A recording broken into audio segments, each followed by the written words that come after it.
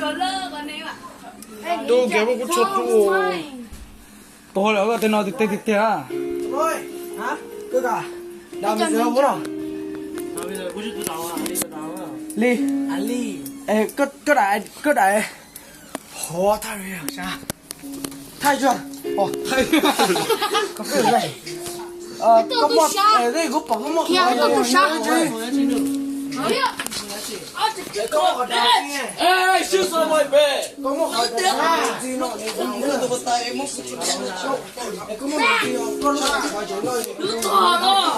301, 35, 39, 59, 5939. Come on, coi 39 59. Rồi, nó tôi sẽ lại thôi, phá bao lộ. Được rồi. Được. Em đem vào. Được chưa?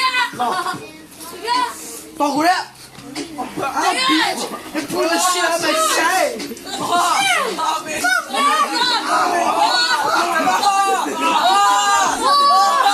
Cái sao?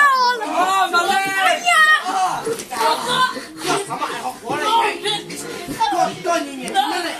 Ôi, Có được không? Đi rồi. có gì? Lâu. Sọc rồi. Vừa mình tụi nó. Ê, siêu mày về. Gì nữa? Ôi, cắt thuê. Chú tay này cái sủng nó tao. Thay nó kia. Biết. Chạy. Sợ luôn.